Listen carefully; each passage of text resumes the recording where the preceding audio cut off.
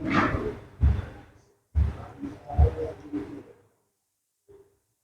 दोस्तों, नमस्कार। मैं संतोष निरंजन एक बार फिर आपका डीडी करियर इंस्टीट्यूट के ऑनलाइन प्लेटफॉर्म पर तहे दिल से स्वागत करता हूं। दोस्तों, पहले तो मैं आप लोगों का बहुत बहुत शुक्रिया, बहुत बहुत धन्यवाद, बहुत बहुत आभार जताना चाहूंगा। आप लोगों ने मुझे मेरे प्रथम वीडियो पर ढेर सारा प्यार दिया।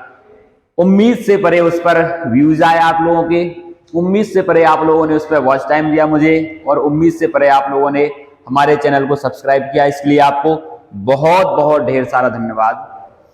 दोस्तों, अब मैं जहां क्लास को पीछे छोड़ा आया था, हम लोगों ने इसको आगे जारी रखेंगे। जैसा कि आपको पता है कि ये राष्ट्रपति की सैन्य शक्तियां, राजनयिक शक्तियां और आपातकालीन शक्तियां, ये हम सब पढ़ चुके थे। अब मैं इसको थोड़ा आगे बढ़ाऊंगा और इसमें हम आज 3 टॉपिक जो राष्ट्रपति की शक्तियों के रह गए हैं। पहला है हमारा क्षमादान की शक्ति, दूसरा है इसमें अध्यादेश की शक्ति, और तीसरा है इसमें हमारा राष्ट्रपति की वीटो पावर। तो इन तीनों टॉपिकों को बहुत अच्छे से डिस्कस करेंगे। इतने अच्छे से इनको डिस्कस करना है कि आपका कोई भी एग्जाम आए, वनडे से लेकर आपका लोअर पीसीएस तक का, तो वो सारे क्वेश्चन आपके इसमें कवर हो जाएं। तो इसको जारी रखेंगे दोस्तों। देखते हैं स्लाइडों में आगे।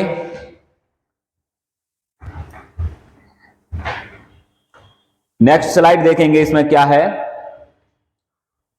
हाँ, ये अगला है इसमें राष्ट्रपति की न्यायिक शक्तियां।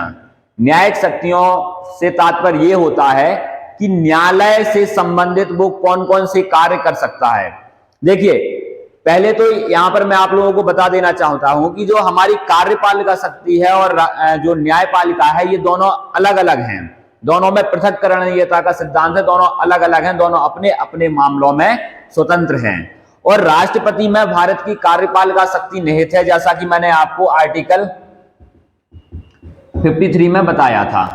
कहां बताया था दोस्तों? आर्टिकल 53 में बताया था कि संघ की जो कार्यपालिका शक्ति है वो राष्ट्रपति में निहित होगी।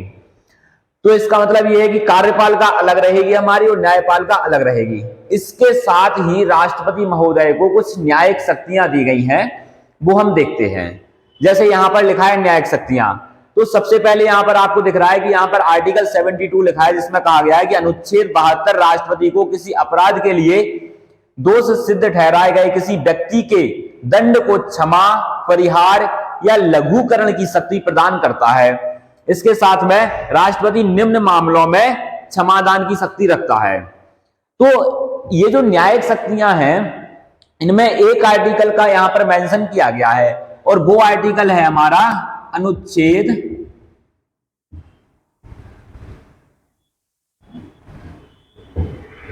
72। अनुच्छेद 72 में राष्ट्रपति की क्षमादान शक्ति का वर्णन किया गया है। तो इसको देखते हैं हम कि इसमें क्या क्या मेंशन किया है इन्होंने। सबसे पहले इन्होंने बताया कि अनुच्छेद 72 के तहत राष्ट्रपति महोदय को क्षमादान की शक्ति प्रदान की गई है। क्षमादान से क्या अर्थ होता है?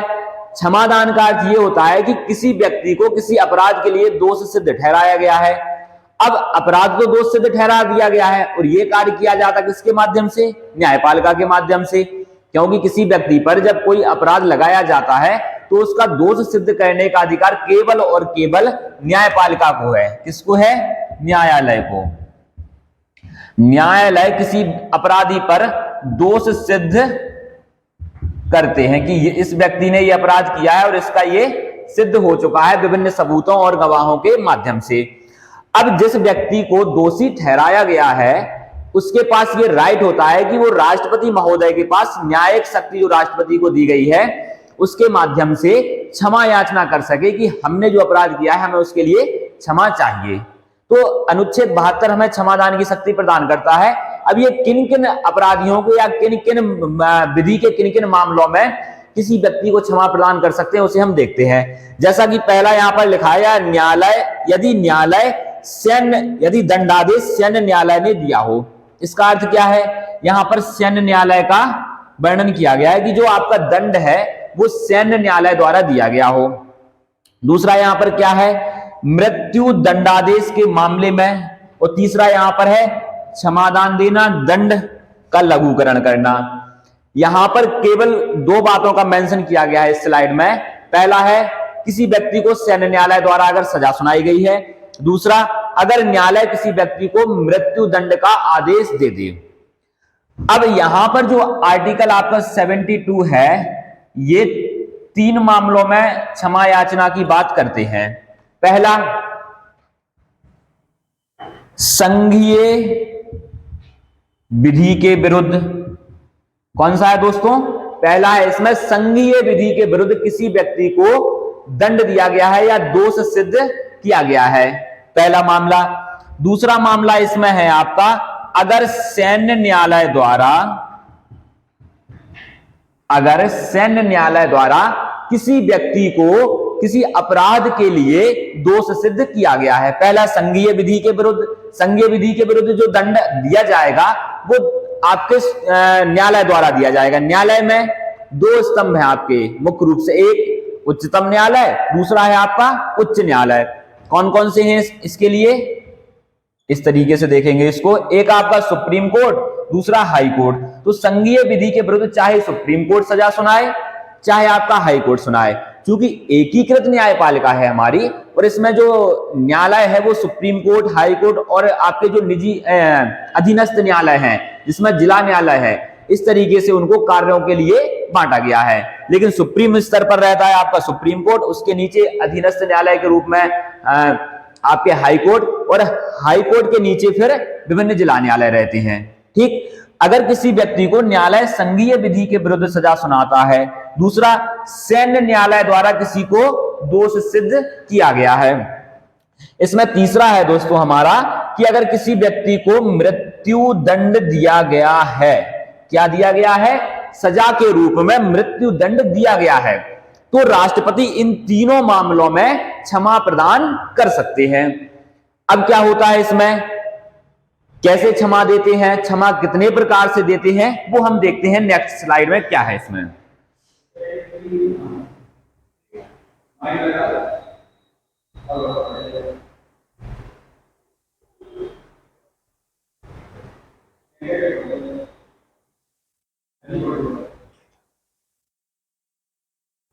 देखिए दोस्तों, अगली स्लाइड जो है हमारी, इसमें विभिन्न प्रकार की क्षमाओं का वर्णन किया गया है कि राष्ट्रपति जो अनुच्छेद 72 में क्षमादान की शक्ति उनको दी गई है, तो वो क्षमादान इन विधियों के विरुद्ध, संघीय विधि के विरुद्ध, सैन्य न्यायालय द्वारा किसी को दोष सिद्ध किया गया है, अगर सजा के रूप में उसे मृत्युदंड दिया गया है तो इन तीनों विधियों के विरुद्ध वो कितने प्रकार से क्षमा प्रदान कर सकते हैं उनको देखेंगे हम।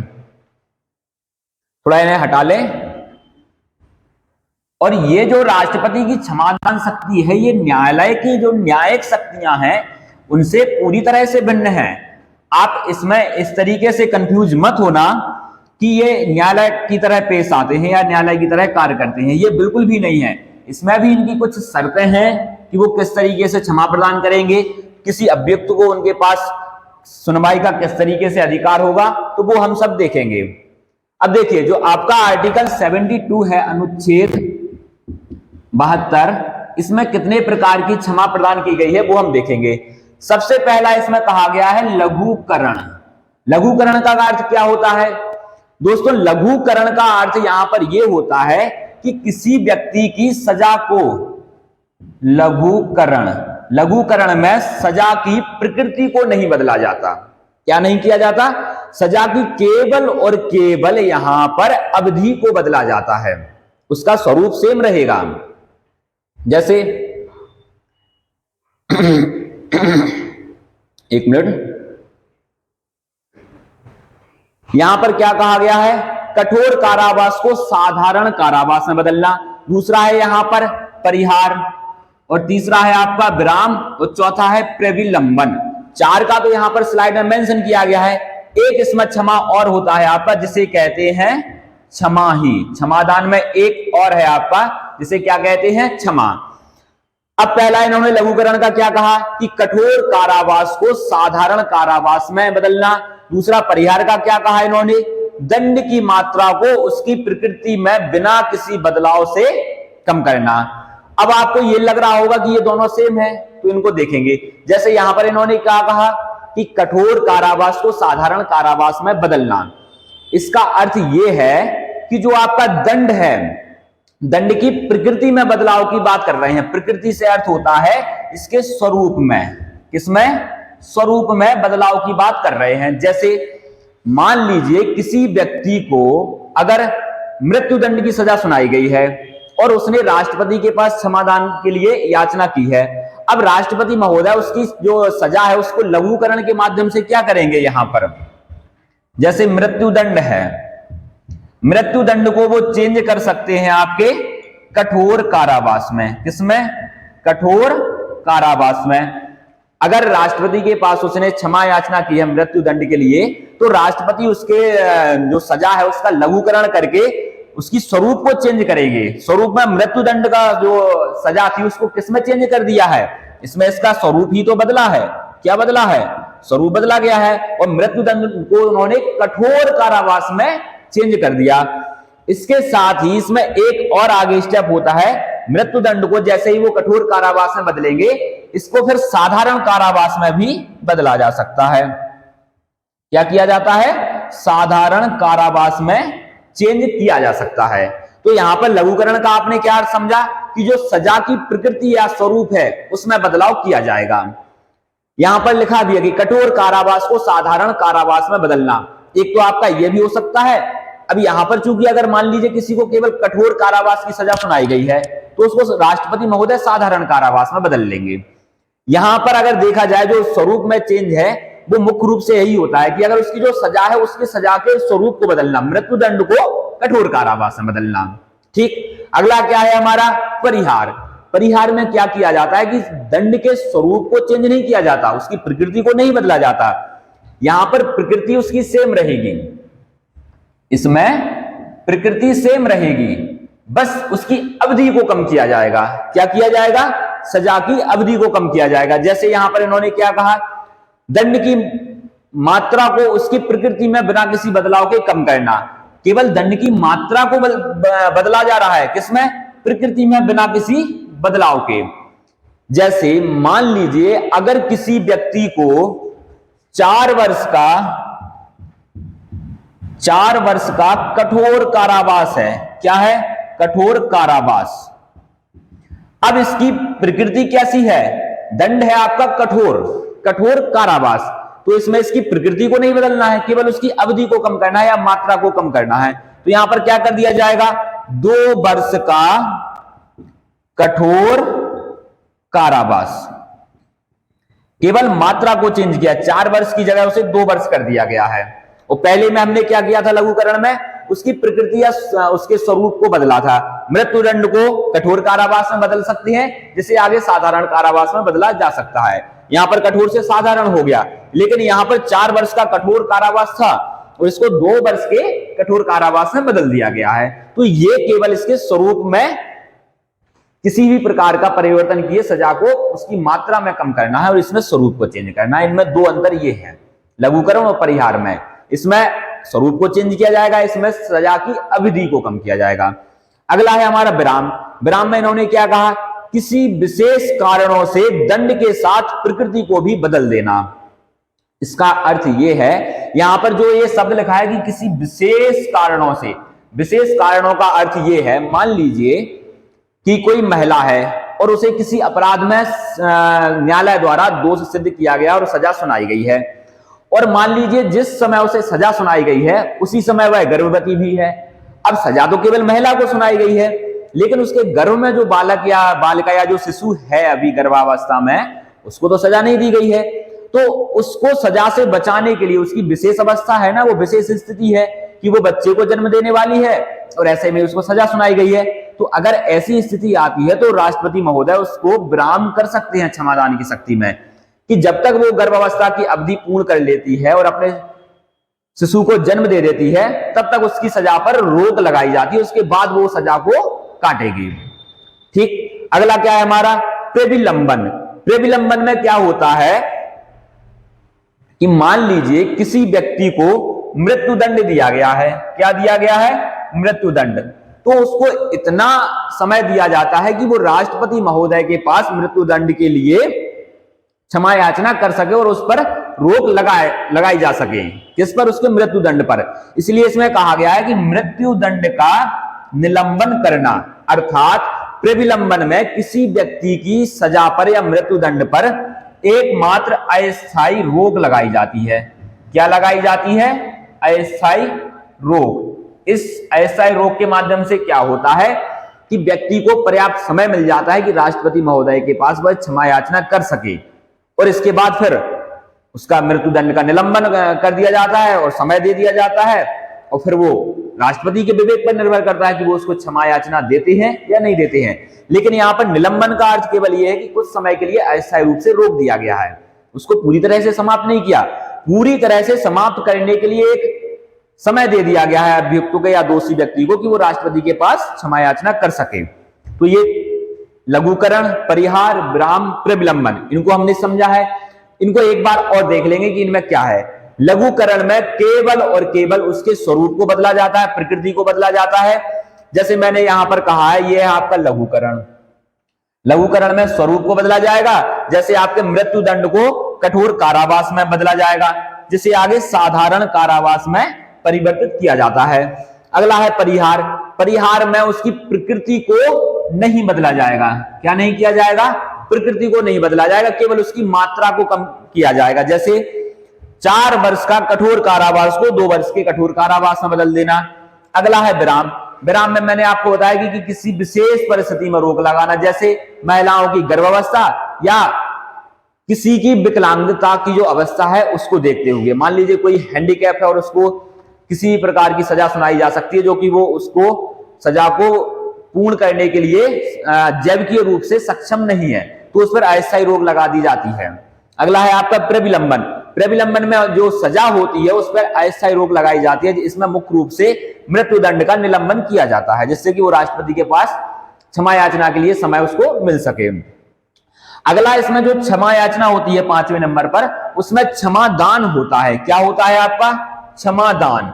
क्षमादान में ये अर्थ मेंशन है आपका कि अगर किसी व्यक्ति को किसी भी प्रकार की सजा सुनाई गई है किसी भी कानून के तहत, चाहे संघीय विधि के विरुद्ध हो, चाहे सैन्य न्यायालय द्वारा हो, चाहे सजा का स्वरूप मृत्युदंड ही क्यों ना हो, क्या ना हो, चाहे सजा का स्वरूप आपका मृत्युदंड ही क्यों ना हो, तो क्षमादान में किसी भी व्यक्ति के सारे अपराधों को, उसके मृत्युदंड को, सभी दंडादेशों को पूर्ण रूप से क्षमा कर दिया जाता है और अभियुक्त व्यक्ति को बरी कर दिया जाता है कि आप पर लगाए गए सारे अपराध, दंडादेश, चाहे सजा का स्वरूप मृत्युदंड ही क्यों ना हो, उसको पूर्ण रूप में खत्म किया जाता है।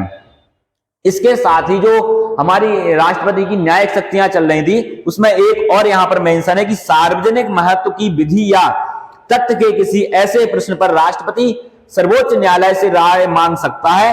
राष्ट्रपति सर्वोच्च न्यायालय की राय को मानने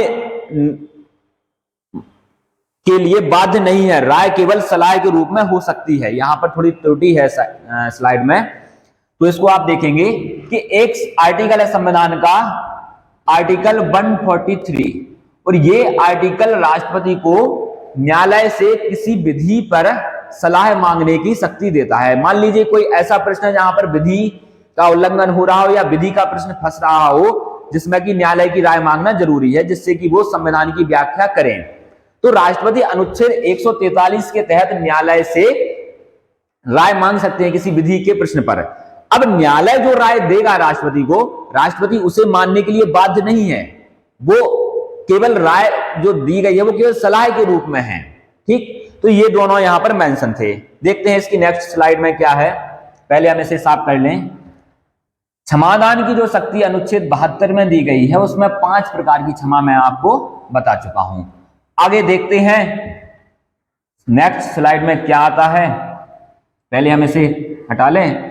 इसके बाद जब आपका ये राष्ट्रपति आज पूर्ण हो जाएगा दोस्तों, फिर हम देखेंगे कि राष्ट्रपति से संबंधित जितने भी आर्टिकल हैं, आपके आर्टिकल 52 से लेकर 61 तक मुख्य रूप से उनको देखा जाएगा कि किस आर्टिकल में क्या है, तो वो पूरा रिवीजन हो जाएगा। और जो हमारा प्रथम वीडियो था आपने उसमें देखा होगा, क्योंकि वो मेरी पहली वीडियो थी तो थोड़ा हेजिटेशन तो था ही, लेकिन आप लोगों के बहुत सारे ढेर सारे प्यार ने अब वो खत्म कर दिया है और अब हम देखेंगे इसे आगे।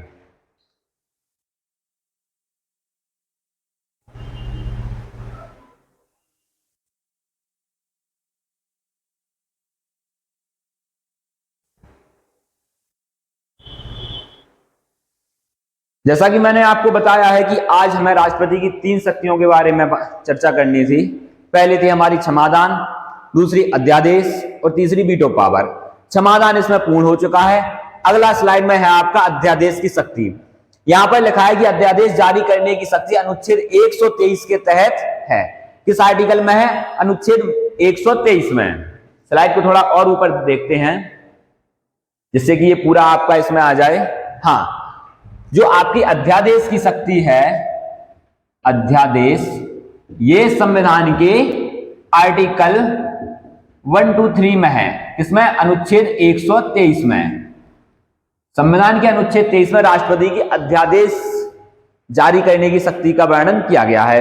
अब इसमें क्या क्या है देखते हैं। राष्ट्रपति को प्रदान की गई है, जो कि अनुच्छेद 123 में है, न्यायालय अध्यादेश जारी किए जाने के लिए कारणों की जांच नहीं कर सकते हैं। ये जो इसमें पॉइंट मेंशन है, ये व्यवस्था थी पहले कि न्यायालय उसके कारणों की जांच नहीं कर सकते हैं, लेकिन जब अध्यादेश को सभा में पेश किया जाएगा, सभा का मतलब है सदन के पटल पर रखा जाएगा, तो उसको जारी करने के सभी कारणों को बताया जाता है। अब पहले मैं आपको समझा देता हूं, फिर इनको हम पढ़ेंगे एक एक से। सबसे पहले तो ये कहां पर है? अध्यादेश अनुच्छेद 123 में है। अभी इसमें एक ये आता है कि इसको जारी कब किया जाता है, अध्यादेश राष्ट्रपति कब जारी करते हैं।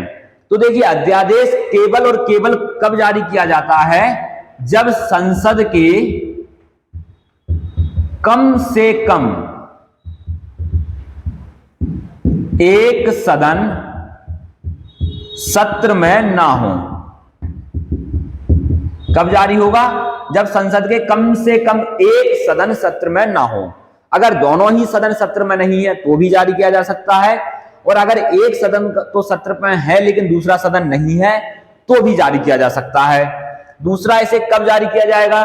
जब कोई ऐसा मामला राष्ट्रपति के संज्ञान में आए जो कि पर्याप्त लोक महत्व का है और उस पर विधि बनाने की जरूरत है। अब चूंकि आपको पता है कि विधि संसद बनाती है, और संसद के, मैंने आपको पिछले वीडियो में बताया था, संसद के 2 सदन होते हैं, एक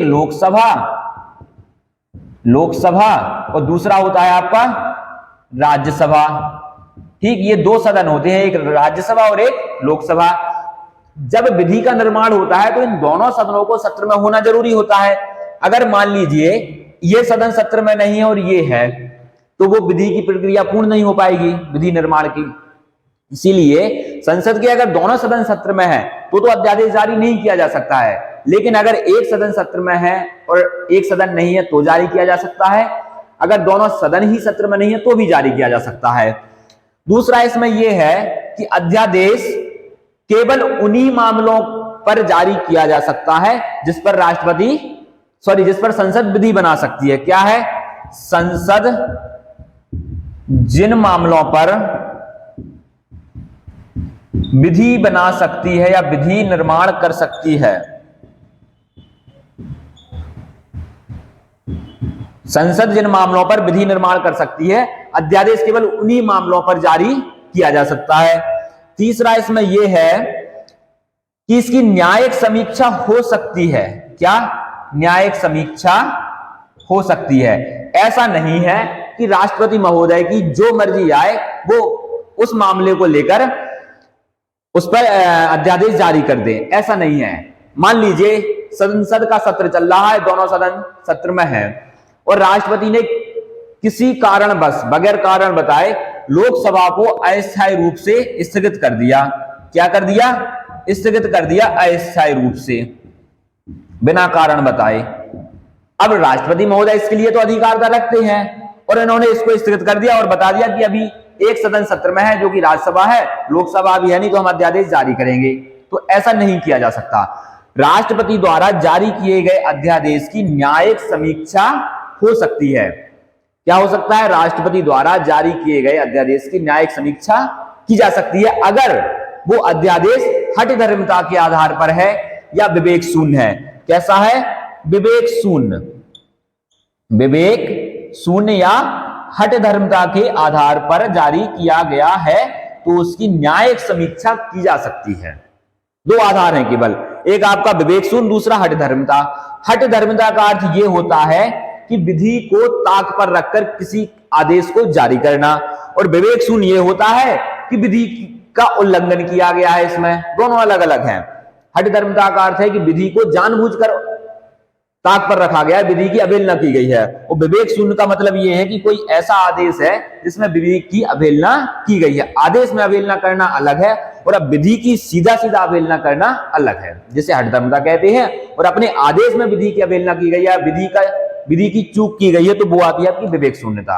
अगर इन दोनों आधारों पर अध्यादेश जारी किया गया है तो उसकी न्यायिक समीक्षा कर सकता है, और अगर वो हठधर्मिता या विवेक शून्य पाता है तो उस अध्यादेश को उसी समय उस अध्यादेश को रिजेक्ट भी किया जा सकता है या अवैध घोषित किया जा सकता है। संसद जिन मामलों पर विधि निर्माण कर सकती है, अध्यादेश केवल उन्हीं पर जारी किया जा सकता है। दूसरा, संसद के कम से कम एक सदन का सत्र में ना होना, ऐसी स्थिति में अध्यादेश जारी किया जाएगा। अध्यादेश केवल किसी लोक महत्व के ऐसे प्रश्न पर जिस पर तत्काल विधि निर्माण की आवश्यकता है उन पर ही जारी किया जा सकता है। अब इनको देखते हैं। राष्ट्रपति द्वारा जारी अध्यादेश का प्रभाव केवल 6 मास तक रहता है। चलिए थोड़ा जो मैंने आपको बताया इसको थोड़ा और आगे बढ़ाते हैं और फिर आता है कि अब अध्यादेश को क्या होगा। जैसे मान लीजिए विधि का प्रश्न उठा और संसद का एक या दोनों सदन सत्र में नहीं है और राष्ट्रपति ने अध्यादेश जारी कर दिया। अब चूंकि जो राष्ट्रपति अध्यादेश जारी करेंगे, राष्ट्रपति द्वारा जारी किया गया अध्यादेश उसी प्रकार से कार्य करेगा जिस प्रकार से संसद विधि निर्माण करके कोई विधि बनाती है। मतलब संसद ने किसी मामले को लेकर विधि बनाई है तो उस विधि की जितनी प्रभावशीलता रहेगी, राष्ट्रपति द्वारा किसी विधि पर जारी किया गया अध्यादेश का भी प्रभाव उतना ही रहेगा जितना कि संसद द्वारा बनाई गई किसी विधि का रहता है। अब यहां पर राष्ट्रपति महोदय ने अध्यादेश को आर्टिकल 123 के तहत जारी कर दिया है किसी लोक महत्व के प्रश्न पर विधि निर्माण को लेकर कि मामला पर्याप्त लोक महत्व का है और इस पर विधि निर्माण की आवश्यकता है, तो संसद के सदन सत्र में नहीं है, तो अध्यादेश जारी कर दिया है। अब ये जो अध्यादेश होगा, अध्यादेश की प्रकृति क्या रहेगी? अध्यादेश की प्रकृति उसी महत्व की रहती है जैसा कि संसद कानून बनाती है। किस महत्व की? संसद के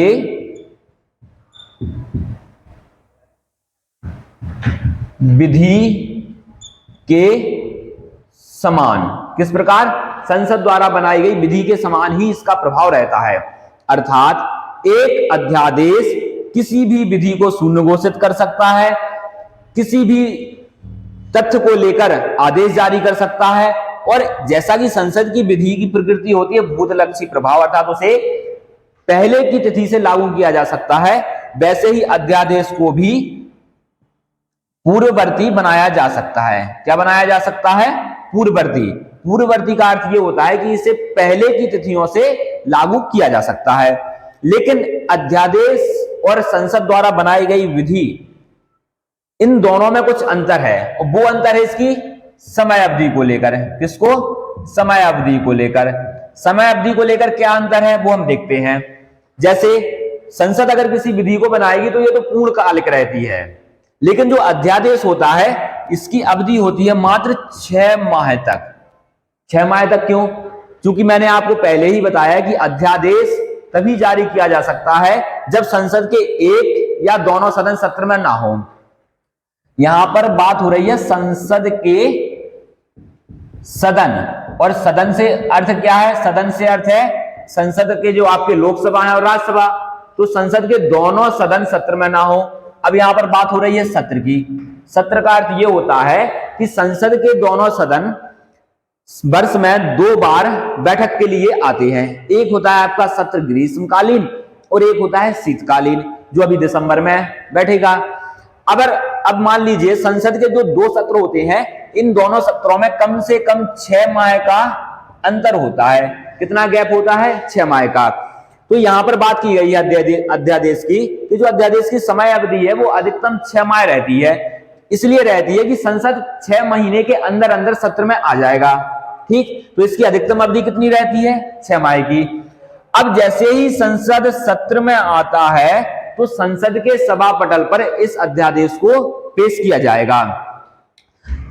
किसी भी सदन में पेश किया जा सकता है और ये प्रथम बैठक में ही इसको पेश करना है। कब पेश करना है? प्रथम बैठक में। जब इस अध्यादेश को पेश किया जाएगा तो संसद के पास विकल्प होता है कि वो इस पर कार्यवाही करे और इसे पारित कर दे। क्या है?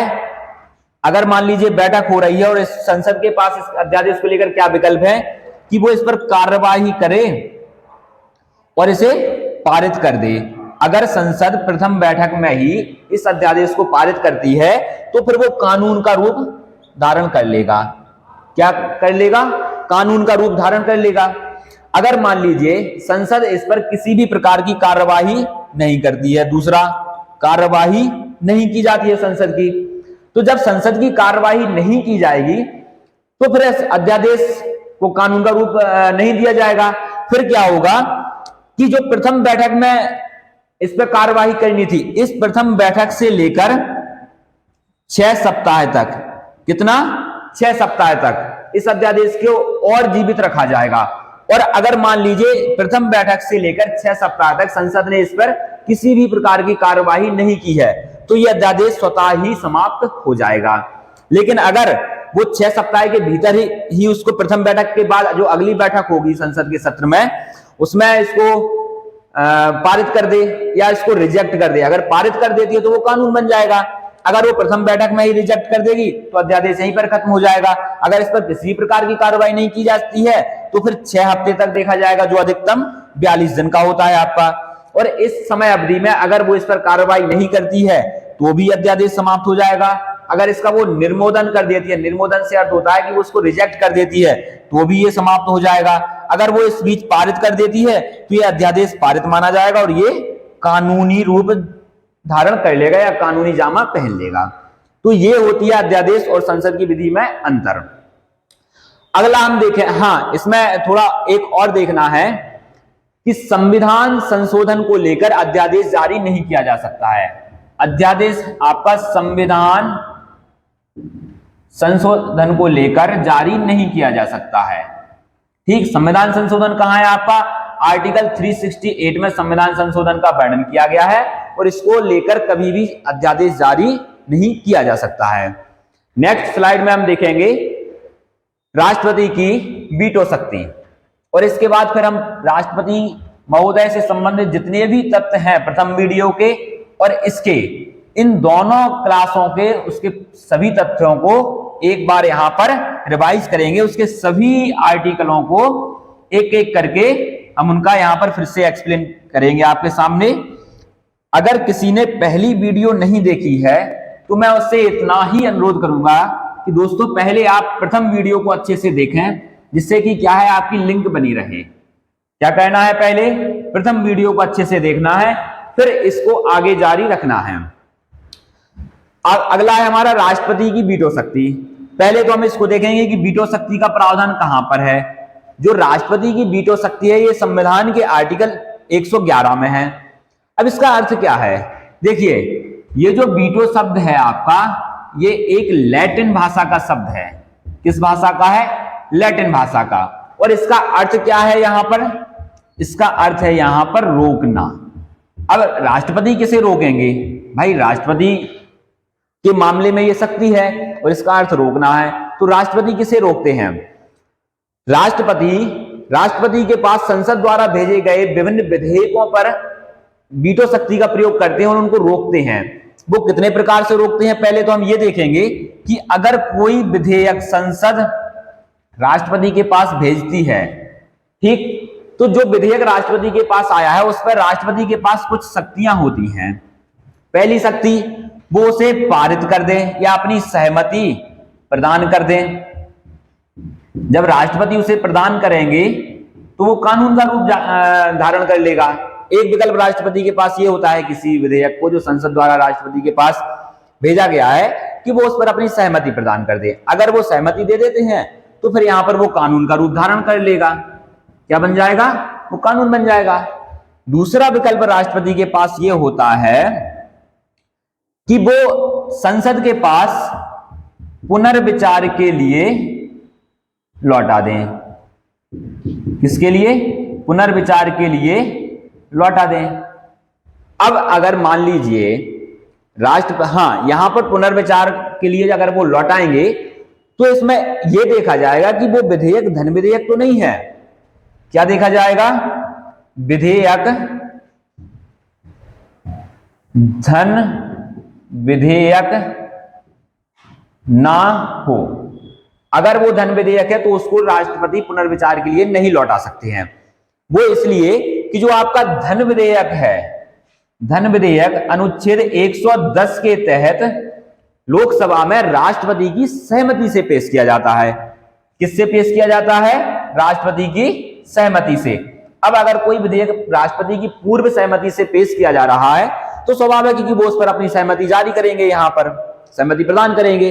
अगर ये विधेयक धन विधेयक नहीं है तो राष्ट्रपति संसद के पास एक बार, कितनी बार? केवल एक बार पुनर्विचार के लिए लौटा सकते हैं। अब मान लीजिए राष्ट्रपति ने इसे लौटाया पुनर्विचार के लिए, तो संसद के पास क्या विकल्प रहेगा इसके एवज में? संसद के पास इसके लिए दो विकल्प रहते हैं। एक तो वो उसी रूप में या फिर उसमें संशोधन करके राष्ट्रपति के पास भेजते हैं। कैसे? या तो उसी रूप में या संशोधन करके। मान लीजिए वो उसी रूप में राष्ट्रपति के पास फिर से भेजते हैं या उसमें संशोधन करके भेजते हैं, तो फिर राष्ट्रपति को इस पर अपनी सहमति देनी ही होती है। फिर इसको वो पुनर्विचार के लिए संसद के पास नहीं भेज सकते हैं। इसमें तीसरा विकल्प राष्ट्रपति के पास ये रहता है, पहला सहमति प्रदान कर सकते हैं, दूसरा पुनर्विचार के लिए लौटा सकते हैं। तीसरा ये रहता है कि वो उस पर किसी भी प्रकार की कार्रवाई ना करें और उसे अनिश्चित काल के लिए लंबित कर दें। ठीक, तो ये कुछ विकल्प रहते हैं राष्ट्रपति महोदय के पास। अब हम देखेंगे स्लाइड में कि राष्ट्रपति के पास जो वीटो शक्ति है वो क्या कहती है।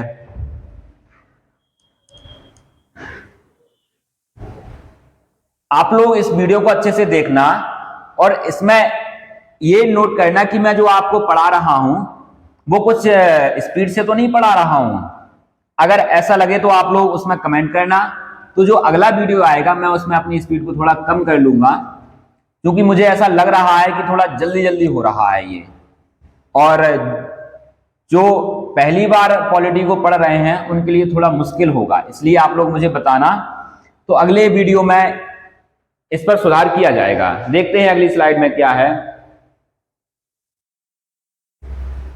ये पहला इन्होंने क्या कहा कि वह विधेयक पर अपनी स्वीकृति दे सकता है। जो आर्टिकल 111 में वीटो पावर दी गई है उसमें इतने विकल्प प्रदान करती है वो राष्ट्रपति को कि वो विधेयक को अपने पास अपनी स्वीकृति दे सकता है या विधेयक पर अपनी स्वीकृति को सुरक्षित रख सकता है। सुरक्षित रखने का क्या अर्थ है कि उसको एक समय के लिए टाल देना।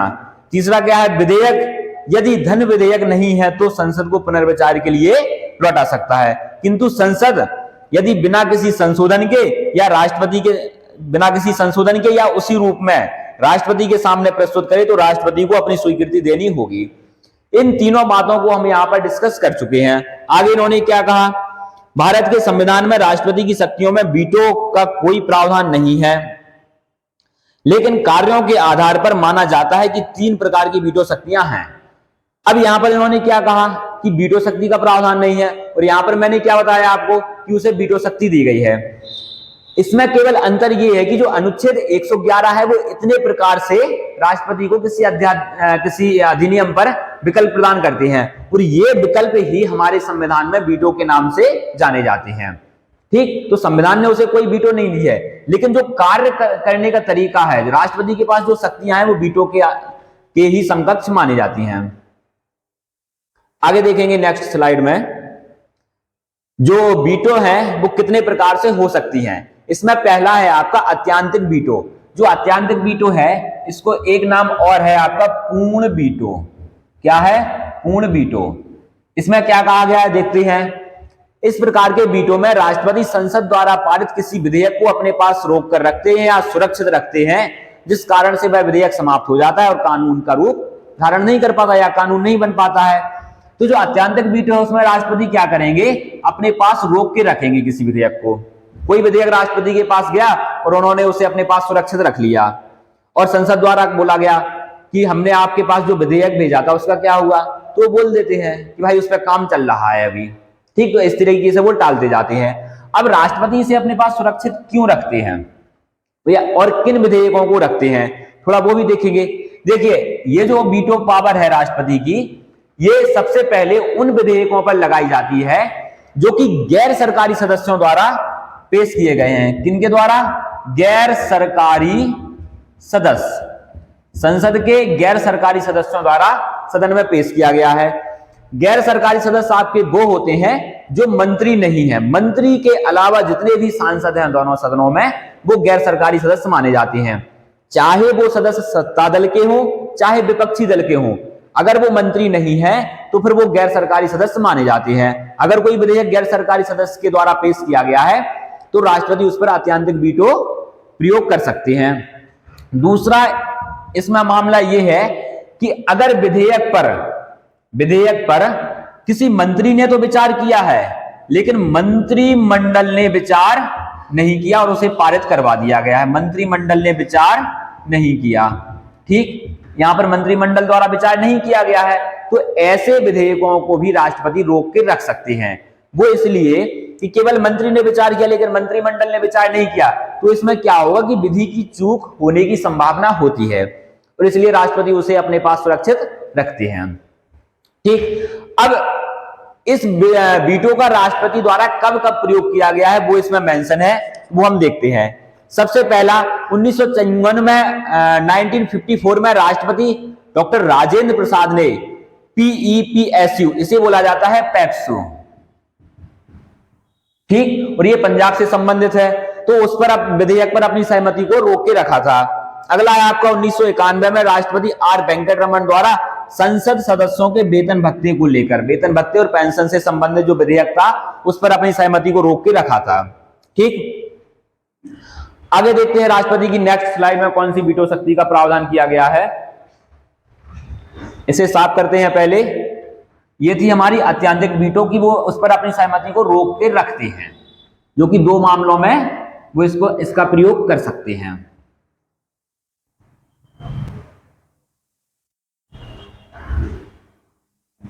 अगला है हमारा निलंबिकारी वीटो। इसमें क्या है, इस प्रकार की शक्ति का प्रयोग राष्ट्रपति द्वारा उस समय किया जाता है जब वह किसी विधेयक को संसद के पुनर्विचार के लिए लौटाते हैं।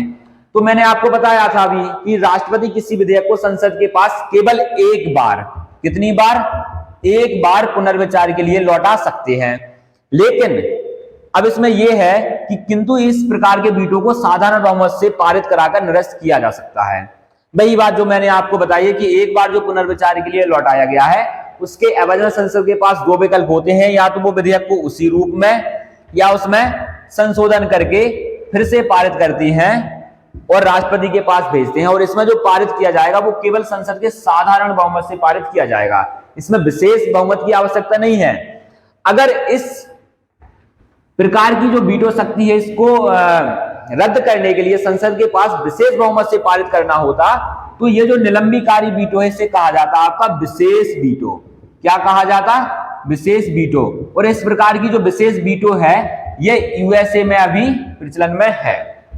कहां पर है?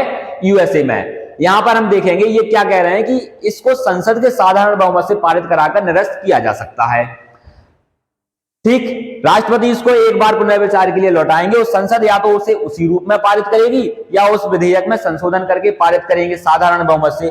फिर राष्ट्रपति महोदय के पास उसे भेजा जाएगा। फिर राष्ट्रपति के पास उस पर सहमति देने के अलावा कोई विकल्प नहीं होता और उनको सहमति उस पर देनी होती है। यहां पर नोट करके कुछ मेंशन है उसे देखते हैं। यदि संसद उस विधेयक को पुनः उसी पुनः किसी संशोधन के बिना अथवा संशोधन के साथ पारित कर राष्ट्रपति के पास भेजती है तो राष्ट्रपति अपनी स्वीकृति देने के लिए बाध्य है। जैसा कि हम यहाँ पर चर्चा कर चुके हैं, पहले भी कर चुके हैं कि राष्ट्रपति को सहमति देनी ही होती है। अगला है, राष्ट्रपति धन विधेयक के मामले में इस प्रकार की वीटो का प्रयोग नहीं कर सकते। मैंने आपको अभी बताया था कि अगर वो विधेयक धन विधेयक है जो कि अनुच्छेद 110 के तहत लोकसभा में राष्ट्रपति की सहमति से पेश किया जाता है, तो ऐसे विधेयकों पर राष्ट्रपति को वीटो शक्ति नहीं दी गई है।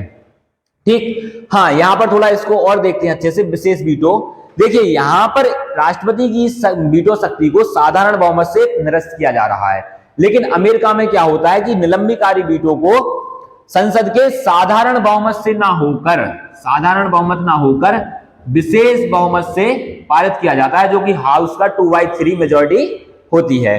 तो इसे कहा जाता है वहां पर विशेष वीटो। ठीक, अगली वीटो देखते हैं स्लाइड में क्या मेंशन की गई है।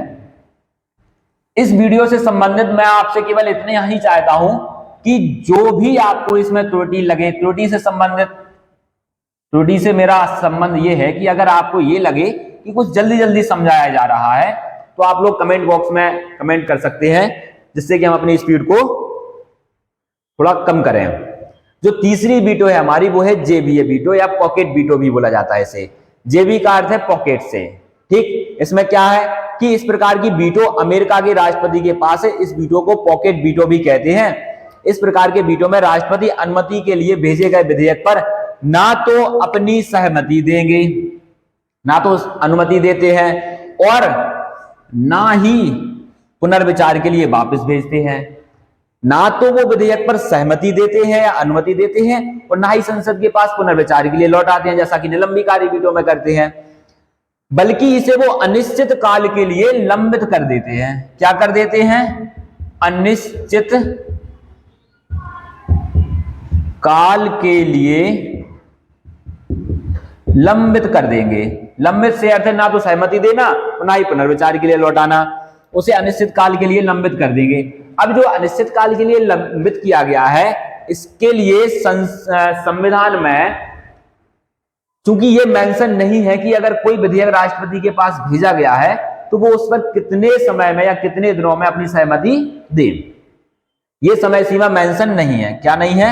समय सीमा नहीं है संविधान में। ठीक, वो कितना भी समय ले सकते हैं। जबकि यूएसए में देखा जाए तो वहां पर यह होता है कि राष्ट्रपति को 10 दिनों के भीतर किसी भी विधेयक को या तो पुनर्विचार के लिए लौटाना पड़ेगा या उसे सहमति देनी पड़ेगी। ठीक, उस पर कोई ना कोई एक्शन लेना पड़ेगा, लेकिन हमारे संविधान में ऐसी कोई समय सीमा नहीं है, तो वो इसे अनिश्चित काल के लिए लंबित कर देंगे। ना तो पुनर्विचार के लिए लौटाएंगे, ना अनुमति देंगे, बल्कि एक लंबे समय के लिए लंबित कर देंगे। ठीक, अब इस वीटो का जो प्रथम बार प्रयोग किया गया था वो 1986 में राष्ट्रपति ज्ञानी जेल सिंह द्वारा किया गया था और ये डाक अधिनियम से संबंधित था, डाक संशोधन अधिनियम से। और इस अधिनियम में क्या था कि जो प्रेस है हमारी, मीडिया, प्रेम लिख के आया यहां पर, प्रेस की स्वतंत्रता को बाधित किया जा रहा था।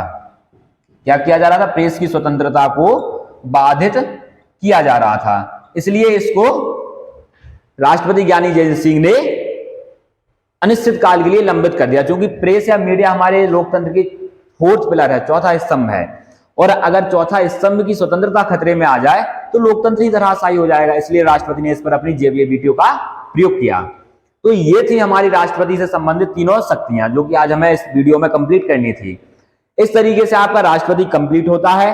अब राष्ट्रपति से संबंधित जितने भी अनुच्छेद हैं, अनुच्छेद 52 से लेकर 61 तक, और इन जो क्षमादान की शक्ति, अध्यादेश की शक्ति और वीटो शक्ति, तो इन सभी अनुच्छेदों को हम एक एक करके देखते हैं एक शॉर्ट वीडियो की तरह।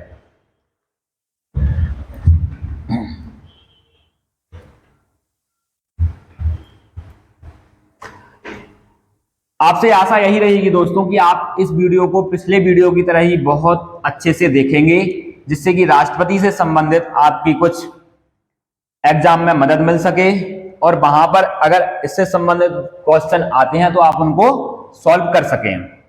अब हम देखते हैं राष्ट्रपति से संबंधित सभी अनुच्छेदों को। सबसे पहला हमने देखा था कि अनुच्छेद 52 में राष्ट्रपति के पद को लेकर बातें की गई थी। इसमें क्या कहा गया था? इसमें यह था कि भारत का एक राष्ट्रपति होगा। क्या है इसमें? भारत का एक राष्ट्रपति होगा।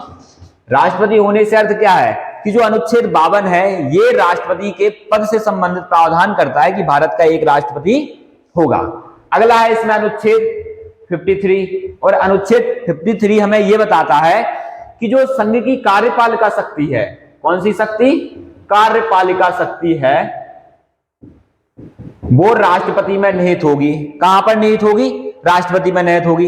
इसका अर्थ यह है दोस्तों कि कार्यपालिका से संबंधित जितने भी कार्य किए जा रहे हैं सरकार के, वो राष्ट्रपति के नाम पर किए जाएंगे। जैसा कि मैंने आपको पिछली वीडियो में बताया था कि अगर मान लीजिए भारत और किसी अन्य देश के मध्य कोई समझौता किया जा रहा है, क्योंकि हमारे यहां सरकार का प्रमुख कौन होता है?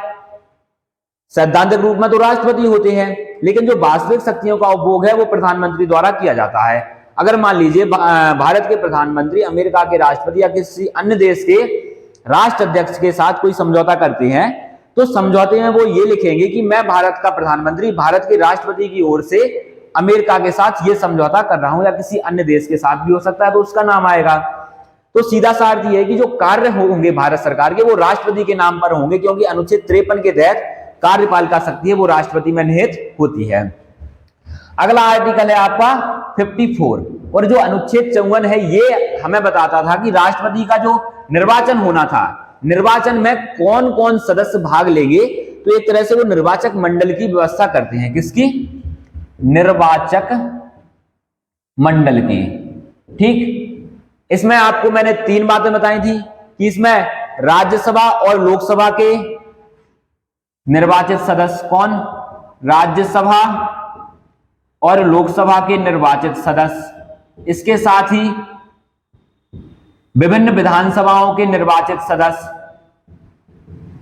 विधानसभाओं के निर्वाचित सदस्य, और तीसरा था आपका दिल्ली और पांडिचेरी विधानसभा के निर्वाचित सदस्य। राज्यसभा लोकसभा के निर्वाचित सदस्य, सभी राज्यों की विधानसभाओं के निर्वाचित सदस्य, तीसरा दिल्ली और पांडिचेरी विधानसभाओं के निर्वाचित सदस्य इसमें भाग लेंगे, निर्वाचक मंडल का निर्माण करेंगे। इनमें मनोनीत सदस्यों को शामिल नहीं किया गया था। अगला था आपका आर्टिकल 55, और अनुच्छेद 55 में राष्ट्रपति की निर्वाचन प्रक्रिया का प्रावधान था। किसका प्रावधान था?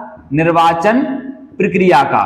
और निर्वाचन प्रक्रिया क्या कहती थी? अब चूंकि मैं यहां पर थोड़ा ज्यादा गहराई से नहीं जाऊंगा, क्योंकि फिर वो वीडियो ज्यादा लंबा हो जाएगा। निर्वाचन प्रक्रिया में एकल संक्रमणीय मत पद्धति का प्रयोग किया गया था, कि जो राष्ट्रपति का चुनाव होगा वो एकल संक्रमणीय मत पद्धति के आधार पर होगा, जैसा कि पिछली वीडियो में इसका बताया था मैंने। ठीक, और दूसरा निर्वाचन में यह था, जो निर्वाचन की रीति या प्रक्रिया जो अनुच्छेद 55 में बताई गई है, कि जो राष्ट्रपति के निर्वाचन के लिए जो निर्वाचक मंडल तैयार किया जाएगा उसमें प्रत्येक सदस्य का मत मूल्य निकाला जाएगा, जिससे कि राज्यों में समानता रहे। और इसमें यह भी देखा जाएगा कि जो राज्यों के विधायक हैं विधानसभाओं के, उन सभी विधायकों का जो मत मूल्य है वो संसद के सांसदों के मत मूल्य के बराबर रहे, जिससे कि राज्यों में समरूपता रहे और राज्य और जो केंद्र है आपका वो समतुल्य रहे, एक दूसरे के बराबर रहे। ठीक, तो ये थी हमारी निर्वाचन प्रक्रिया। अगला आपको मैंने बताया था आर्टिकल 56, और जो अनुच्छेद 56 है ये राष्ट्रपति के कार्यकाल से संबंधित था। किससे संबंधित था? राष्ट्रपति के कार्यकाल से। और इसमें क्या कहा गया था कि जो राष्ट्रपति का कार्यकाल होगा वो पद ग्रहण की तारीख से 5 वर्ष का होगा। कितना होगा? जिस दिन भारत के सुप्रीम कोर्ट के मुख्य न्यायाधीश ने उन्हें शपथ दिलाई है उस तारीख से लेकर 5 वर्ष तक वो अपने पद पर बने रहेंगे, उनका कार्यकाल 5 वर्ष का होगा। लेकिन मैंने आपको इसमें यह भी बताया था कि कार्यकाल पहले भी, मतलब 5 वर्ष के पहले भी राष्ट्रपति चाहे तो अपना त्याग पत्र दे सकते हैं, और वो अपना त्याग पत्र किसे देंगे? उपराष्ट्रपति को। इसके साथ में मैंने आपको यह भी बताया था कि अगर राष्ट्रपति कोई कार्य ऐसा करते हैं जो संविधान या विधि का उल्लंघन करता है, या वो उन पर कदाचार का आरोप लगाया जाता है, संविधान के उल्लंघन का आरोप लगाया जाता है, तो संसद द्वारा उन्हें महाभियोग के द्वारा, किसके द्वारा? महाभियोग के द्वारा भी 5 वर्ष के कार्यकाल से पूर्व ही पद से हटाया जा सकता है। और यह महाभियोग का प्रावधान कहां पर किया गया था? संविधान के आर्टिकल 61 में। कहां पर? 61 में महाभियोग की प्रक्रिया का प्रावधान है। मैंने यहाँ पर 56 के बाद 61 इसलिए बताया है क्योंकि यहाँ पर आप लोग गौर करना, जो अनुच्छेद 56 है इसमें कार्यकाल का प्रावधान है। वो कार्यकाल में ये बताया गया कि उनका कार्यकाल शपथ ग्रहण से 5 वर्ष तक रहेगा। इसके पहले भी वो चाहें तो त्याग पत्र दे सकते हैं जो कि उपराष्ट्रपति को संबोधित रहेगा। लेकिन अब अगर मान लीजिए 5 वर्ष के कार्यकाल के भीतर उन्होंने जो भी कार्य किए हैं और उनमें से उनके कार्य कुछ ऐसे हैं जो अवैध हैं, अवैध से अर्थ है कि वो संविधान का उल्लंघन करते हैं, कदाचार का उन पर दोष लगाया जाता है, तो संसद महाभियोग द्वारा उनको 5 वर्ष के पूर्व ही उनके पद से हटा सकते हैं। यहां पर आपको यह ध्यान रखना है कि जो महाभियोग शब्द है, क्या है, महाभियोग शब्द है, वो प्रथम बार अनुच्छेद 56 में आया है। कहां पर आया है प्रथम बार? आर्टिकल 56 में। और यह कहा गया है कि अगर वो कदाचार के दोषी पाए जाते हैं तो संसद उन्हें महाभियोग द्वारा 5 वर्ष के पहले भी उनके पद से हटा सकती है। लेकिन जो आपका 61 है इसमें महाभियोग की प्रक्रिया का प्रावधान है। इसका प्रावधान है महाभियोग की प्रक्रिया का। कहां पर? अनुच्छेद 61 में। ठीक, यहां पर तो यह कह दिया गया कि महाभियोग के द्वारा हटाएंगे, लेकिन महाभियोग की प्रक्रिया क्या रहेगी वो बताया गया है अनुच्छेद 61 में। ठीक, अगला आर्टिकल है हमारा 57 अनुच्छेद में यह बात कही गई है कि जो राष्ट्रपति कोई व्यक्ति एक बार बन जाता है तो वो कितनी भी बार, कोई भी नागरिक भारत का कितनी भी बार भारत के राष्ट्रपति के लिए चुना जा सकता है। इसमें कोई ऐसा उसकी सीमा निर्धारित नहीं है, सीमा का निर्धारण नहीं किया गया है कि वो 2 बार बनेगा या 4 बार बनेगा या कितनी बार बनेगा। वो जब तक वो जिंदा है तब तक भारत का राष्ट्रपति निर्वाचित हो सकता है। ये मेंशन किया गया आपके अनुच्छेद 57 में। अगला है आपका आर्टिकल 58, 59 और 60। ठीक, तो जो अनुच्छेद 58 है इसमें राष्ट्रपति की अर्हताओं के बारे में वर्णन किया गया है। क्या है आपकी अर्हताएं? अर्हताओं का अर्थ होता है कि राष्ट्रपति बनने के लिए उसे क्या क्या योग्यताएं धारण करनी होंगी। ठीक, जैसा कि पिछले वीडियो में मैंने बताया था आपको कि वो भारत का नागरिक हो, 35 वर्ष की आयु पूर्ण कर चुका हो और कम से कम लोकसभा का सदस्य निर्वाचित होने की योग्यता रखता हो और किसी प्रकार के लाभ के पद पर ना हो। तो अर्हताएं कहां पर है इसकी? अनुच्छेद 58 में। अगला है आपका अनुच्छेद 59। इसमें राष्ट्रपति के पद को लेकर शर्तों के बारे में वर्णन किया गया कि क्या क्या शर्तें रहेंगी। जैसे शर्तों में ये मेंशन था, मैंने आपको पिछले वीडियो में इसके बारे में अभी चर्चा की थी, तो मैं आपसे आशा करूंगा पहले तो कि आप पिछले वीडियो को अच्छे से देखें। शर्तों में यह था कि एक तो उसे किसी भी प्रकार के लाभ के पद पर नहीं होना होगा। दूसरा, अगर वो कोई व्यक्ति, ऐसा व्यक्ति राष्ट्रपति निर्वाचित हो जाता है जो या तो संसद का सदस्य हो, संसद के सदस्य से क्या अर्थ है, या तो वो लोकसभा या राज्यसभा का सदस्य हो या फिर वो राज्यों के विधानमंडलों का सदस्य हो, तो ऐसा व्यक्ति अगर राष्ट्रपति के लिए निर्वाचित होता है तो उसे वहां से इस्तीफा देना होगा। ये भी था।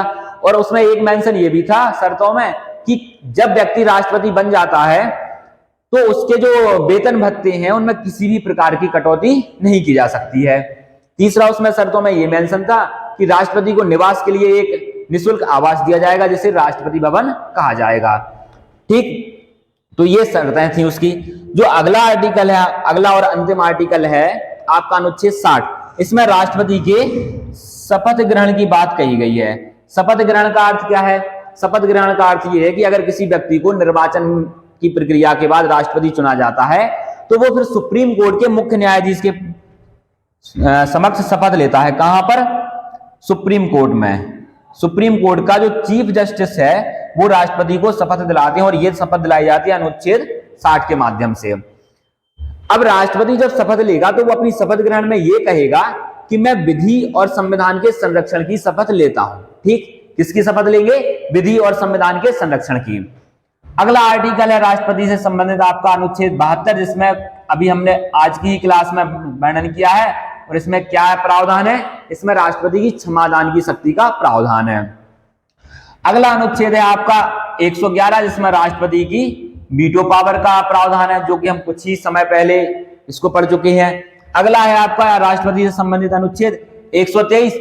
इसमें राष्ट्रपति की अध्यादेश जारी करने की शक्ति का प्रावधान है। अगला देखा था हमने इसमें अनुच्छेद 143।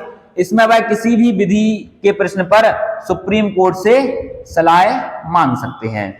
तो ये थे हमारे राष्ट्रपति से संबंधित सभी अनुच्छेद। आप चाहे तो इनको नोट कर लें या इनका स्क्रीनशॉट ले लें।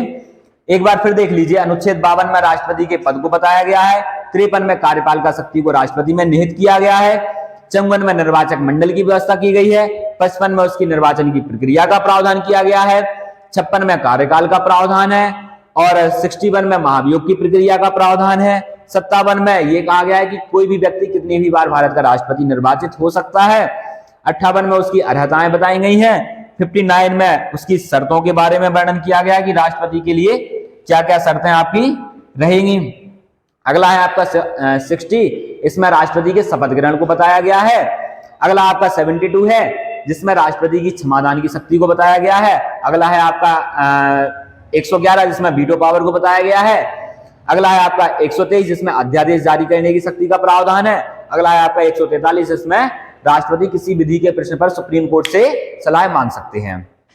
तो दोस्तों, ये थे हमारे राष्ट्रपति महोदय से संबंधित तथ्य, जो कि आज की क्लास में, इन दोनों क्लासों में मैंने इसको कवर करने का प्रयास किया है और आशा यही है कि आप लोग इन दोनों वीडियो को अच्छे से देखेंगे, इन पॉइंटों को नोट करेंगे, जिससे कि आपके एग्जाम में आपको सहायता मिलेगी। आप लोगों का बहुत बहुत धन्यवाद। प्रथम वीडियो को आपने जो बहुत ढेर सारा प्यार दिया। मिलते हैं नेक्स्ट वीडियो में, तब तक के लिए नमस्कार।